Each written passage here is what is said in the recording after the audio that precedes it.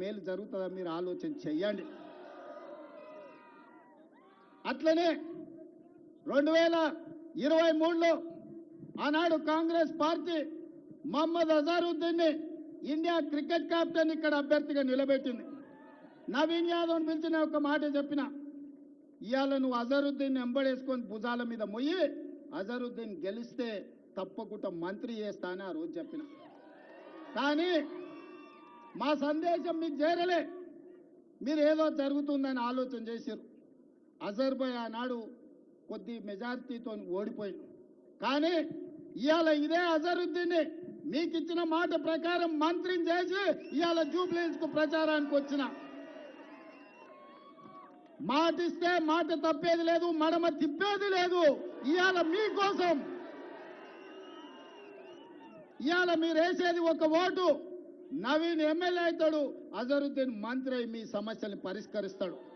अजहर भाई, आपकी जिम्मेदारी है ये जुबलीहिल्स असेंबली में गरीबों को जो भी जरूरत है आप मंत्री हो क्या हुकुम जारी करना, यहाँ का हर गरीब को आप मदद देना.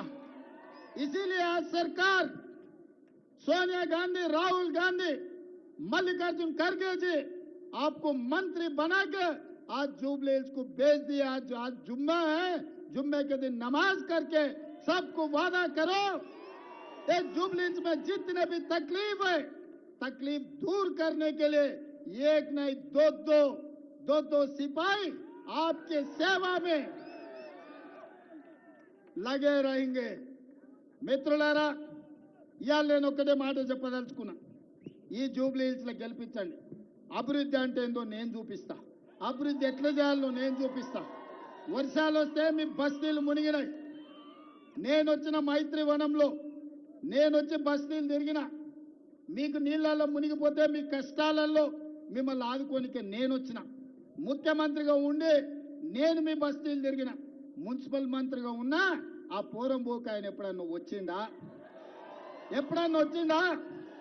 ఇవాళ మీ పిల్లల భవిష్యత్తు కోసం గంజాయిని, డ్రగ్స్ ను నిషేధించాలంటున్నా.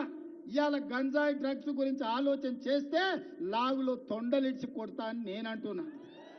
కానీ దీపావళి నాడు చిచ్చుబుట్లు కాల్చాల్సిన వాళ్ళు ఫామ్ హౌస్ల గంజాయి డ్రగ్స్ తో దొరికితే వాళ్ళ మీద కేసులు పెట్టొద్దంటారు. గంజాయి డ్రగ్స్ తో దొరికినోడు రౌడీనా, పేదల కోసం కష్టపడే నవీన్ యాదవ్ రౌడీనా? ఒక్కసారి ఆలోచన చెయ్యండి. ఇవాళ ఈ పోటీ జూబ్లీహిల్స్ కు పరిమితం కాదు.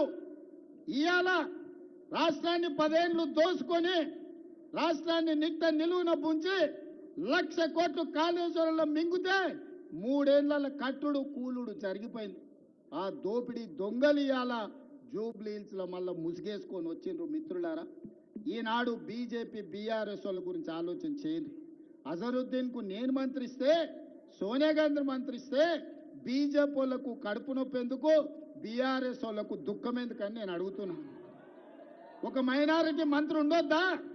ఇండియాని గెలిపించిన, ఇండియా కెప్టెన్, వరల్డ్ కప్ తెచ్చిన అజరుద్దీన్ ఇండియాకు నాయకత్వం వహించినోడు ఇవాళ తెలంగాణ రాష్ట్రంలో మంత్రిగా ఉండొద్దా? ఇవాళ ఆలోచన చేయండి సోదరులారా. మా సినీ కార్మికుల కోసం నేను మొన్న మాట ఇచ్చిన. ఇవాళ చెప్తున్నా, నేను తప్పకుండా మీ పిల్లలకు నాణ్యమైన విద్యను అందించే బాధ్యత నాది, మిమ్మల్ని ఆదుకునే బాధ్యత నాది, మీకు ఆరోగ్య భద్రత కల్పించే బాధ్యత నాది. ఇవన్నీ